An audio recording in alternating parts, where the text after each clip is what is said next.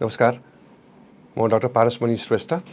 आज चाहिँ म यो किडनीमा पत्थर हुने यानि कि किडनीको स्टोन्सहरूको बारेमा हामी जनमानसमा हामीले पहिलादेखि सुनिआएका केही कुराहरू जुन चाहिँ अहिले आएर सायद अन्धविश्वास पनि भन्न मिल्छ, यी कुराहरू बारेमा केही चर्चा गर्न चाहन्छु। पहिलो कुरा त स्टोन भनेपछि जहिले पनि मान्छेले सोध्ने र जान्न खोज्ने कुरा भनेको के खाए हुन्छ, के खाएर बढी हुन्छ, के खाएर हुँदैन, यी कुराहरू नै बढी चर्चा हुने गरेको हुनाले पहिलो कुरा चाहिँ म के भन्न चाहन्छु भने सबै बिरामी मगाएर के सोध्छन्, के खानुहुन्न डाक्टर साहब? म भन्छु के खानुपर्छ भनेर किन सोध्नुहुन्न? खानुपर्ने चिज तपाईँहरू खानु पर्यो। र यसमा चाहिँ म के भन्न चाहन्छु भने खानुपर्ने चिजमा चाहिँ पहिलो कुरा कागती, सुन्तला, मौसमी, भोगटे, ज्यामिरे, यो सबै केसरा जातको फलफुल यानि कि साइट्रस फ्रुट्सहरू, जसलाई चाहिँ हामी साइट्रस फ्रुट्स भन्छौँ इङ्ग्लिसमा, त्यो खायो भने चाहिँ पत्थर हुने सम्भावना न्यून हुन्छ भन्ने कुरा यो साइन्टिफिकली प्रुभन कुरा हो।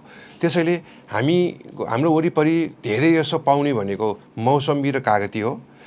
सुन्तलाको सिजनमा अफकोर्स सुन्तला धेरै खानुहोस् र कागती चाहिँ कमसेकम दिनमा एक दाना खाने गर्नुहोस्। चाहे तपाईँ त्यसको रस बनाएर खानुहोस्, चाहे अचारमा हालेर खानुहोस्, चाहे बिहान खानुहोस्, चाहे बेलुका खानुहोस्, it doesn't matter.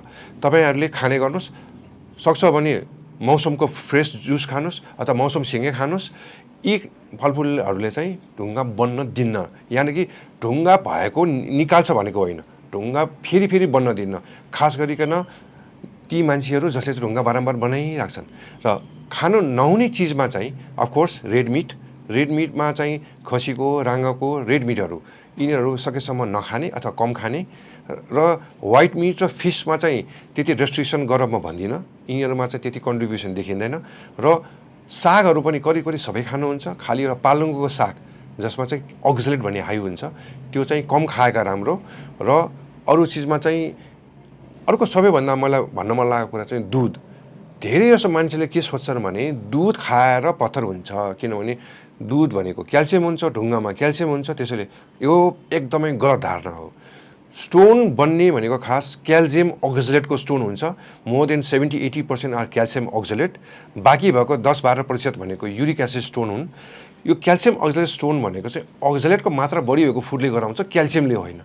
On the कन्ट्रारी यसको ठिक उल्टो, क्याल्सियम बराबर खाने मान्छेलाई पत्थर हुँदैन, किनभने यो क्याल्सियम हाम्रो आन्द्रामै अक्जेलेटसँग बाइन्ड गरेर दिशामा जाने भएकोले यसले ढुङ्गा बन्न दिँदैन। यो कुरा चाहिँ एकदमै इम्पोर्टेन्ट, म आज एकदमै तपाईँहरूलाई म बुझाउन चाहन्छु। दुध जन्य पदार्थ खाएर पत्थर हुँदैन।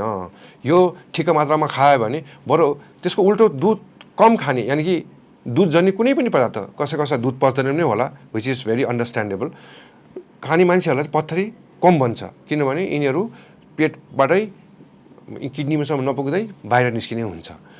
अर्को खानेकुरामा एकदमै ठुलो कुरा, सबैले जानिएको कुरा, पानी मात्रै हो कि कुनै पनि झोल कुरा, दाल खानुहोस्, सुप खानुहोस्, सबै शरबत खानुहोस्, तर शरीरमा पानी प्रशस्तै फिल्टर गर्ने मान्छेको पत्थर हुने सम्भावना अवश्य कम हुन्छ। जसको युरिन एकदम कन्सन्ट्रेटेड हुन्छ, यानि कि पानी कम खाने, गरम ठाउँमा पसिना झार्ने, यी मान्छेहरूलाई अवश्य पत्थर बेसी हुन्छ। त्यसैले तरलजन्य पदार्थ सेवन बेसी गर्नुहोस्, यसले गर्दाखेरि स्टोन हुने सम्भावना कम हुन्छ। अर्को अन्धविश्वासको हामीले कुराहरू पहिल्यैदेखि सुनिआएको गर्दाखेरि चाहिँ स्टोनहरूलाई सानो ढुङ्गा छ, यसलाई गाल्ने औषधि खाएर गाल्छु हो, त्यसमा केही प्रतिशत सत्य हुनसक्छ। मैले अघि भने जस्तै 15% स्टोन मात्रै, 10-15% स्टोन मात्रै युरिक एसिडहरू, यी स्टोनहरू हाम्रो किडनीमा बन्ने वातावरण, यानि कि जुन पिसाबको वातावरण छ, urine is most of time acidic urine, acidic वातावरणमा बन्ने स्टोन हो। र धेरै जसो हामी यो हाई युरिक एसिड कन्टेनिङ फुडहरू खाएर हुने, जस्तै मासु, गेडागुडी खाएर हुने कुराहरू, यो स्टोनहरूलाई मात्रै हामीले युरिनलाई अल्कालाइन बनाएर केही खानेकुराहरूले यसलाई चाहिँ, यसको केही आयुर्वेदिक औषधिहरू पनि छन् जसले चाहिँ युरिनलाई अल्कालाइन बनाउँछ, यसले चाहिँ स्टोनहरूलाई केही मात्रामा गल्न मद्दत गर्छ। तर 80-85% स्टोन औषधि खाएर गल्दैन। यी सबै ढुङ्गाहरू तपाईँले सानो ढुङ्गा छ भने फ्लुइडको कन्टेन्ट बढाएर पिसाबको बहावमा बगेर जाने सम्भावना बढाउने मात्रै हो। त्यसमा अर्को कुरा आउँछ गहतको दालको झोल। हो, गहतको दालको झोल खाएर ढुङ्गा, तर सबै ढुङ्गा गहतको दालले जाँदैन। केही प्रतिशत ढुङ्गाहरू सायद मैले अघि भने जस्तै पिसाबको बहाव बढाउँछ। त्यो बहाव बढेपछि अटोमेटिकली बगेर बाहिर निस्किन्छ।